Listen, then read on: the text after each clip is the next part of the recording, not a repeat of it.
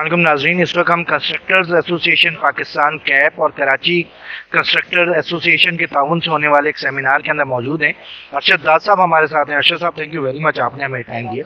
اس وقت کنسٹرکٹرز کے کیا مسائل ہیں اور ان کی حل کیا تجاویز ہیں؟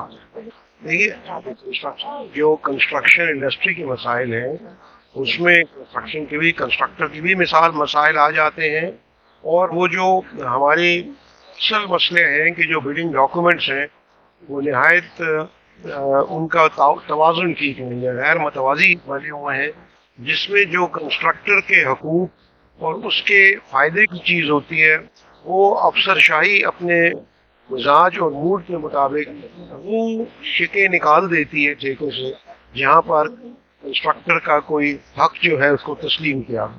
تو یہ ایک بنیادی غلطی ہے، جس سے بظاہر تو یہ لگتا ہے کہ شاید حکومت کو فائدہ ہو رہا ہے، لیکن اصل میں اس سے پروجیکٹ ڈیلے ہوتے ہیں، کرپشن بڑھتی ہے، اور ٹوٹل آخر میں قوم کا اور حکومت کا نقصان ہوتا ہے، اور انڈسٹری کی بجائے گروتھ ہونے کے تنزلی کی طرف چلی جاتی ہے۔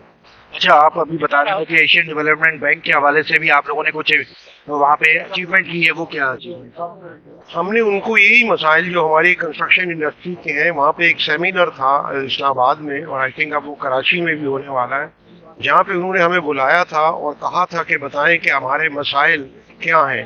تو ایشین ڈیولپمنٹ بینک اور ورلڈ بینک اپنے پروجیکٹ لے کے پاکستان میں آتا ہے، جس میں زیادہ تر لون کے پروجیکٹ ہوتے ہیں، کچھ گرانٹ کے بھی ہوتے ہیں، لیکن ملک کو فائدہ تب ہے کہ اگر ان پروجیکٹس کے اوپر پاکستانی کمپنیاں کام کریں اور وہ پروجیکٹ مکمل کریں۔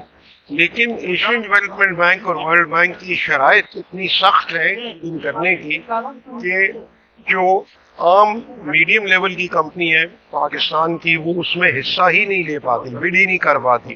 تو ہم نے ان سے کہا کہ اپنے معیار کو کچھ نیچے لے جائیں تاکہ، اور اپنے پروجیکٹس کے سائز کو کچھ کم کریں تاکہ ہمارے جو میڈیم لیول کے کمپنیز ہیں وہ زیادہ کام کر سکیں اور ان کے کاموں میں حصہ لے سکیں۔ اس سے ہوگا یہ کہ کیونکہ باہر کی کمپنیاں ہم سے زیادہ مہنگی ہوتی ہیں اور وہ اپنا منافع ملک سے باہر بھی لے جاتی ہیں، تو اس طرح ملک کو ڈبل نقصان ہے۔ تو وہ انہوں نے ہماری بات سنی، کافی اپنے پورا دن کا سیمینار تھا، اور امید ہے کہ وہ آئندہ آنے والے جو ہماری پاکستان کے جو بلڈنگ ڈاکومنٹ تیار ہو جائیں گے ان کو وہ استعمال کریں گے، نہ کہ وہ اپنے ڈاکومنٹ استعمال کریں۔ اس سارے اس میں آپ نے ایسکیلیشن کا بھی ذکر آ رہا تھا بار بار، اس والے مسئلے کے حل کے لیے کیا صورت ہے؟ ایسکیلیشن میں یہ تھا کہ دو قسم کی ایسکیلیشن ہے۔ ایک تو یہ فارمولا ہے جو پروجیکٹ آن گوئنگ پروجیکٹ ہیں، جو نئے پروجیکٹ اب فیلڈ میں آ رہے ہیں، ان کے اس سے پہلے وہاں پر جو انجینئرنگ کاؤنسل کا فارمولا دیا تھا اس میں ایک فکس پورشن ہوتا ہے جس کے اوپر ایسکیلیشن نہیں ملتی، اور ایک دوسرا حصہ ہوتا ہے جس پہ ایسکیلیشن قابل عمل ہوتی ہے۔ اس سے پہلے یہ ہوتا تھا کہ ہر کنسلٹنٹ، ہر کلائنٹ اپنی مرضی سے فکسڈ پورشن کو اتنا بڑھا دیتا تھا 55-65% تک کہ جو ایسکیلیشن والا حصہ تھا وہ 45 اور 35% پہ آ جاتا تھا، تو ٹھیکیدار کو ایسکیلیشن کا وہ فائدہ یا اتنا فائدہ نہیں ملتا تھا جو کہ فیلڈ میں ایکچوئل مہنگائی ہوئی ہو۔ ہم نے وہ آن گوئنگ پروجیکٹس کے اوپر اس کو فکس کر دیا ہے کہ 25% ٹھیکے کی رقم پہ ایسکیلیشن نہیں ہوگی، لیکن 75% پہ ٹھیکیدار کو ایسکیلیشن ملے گا۔ یہ ایک ہوا ہے۔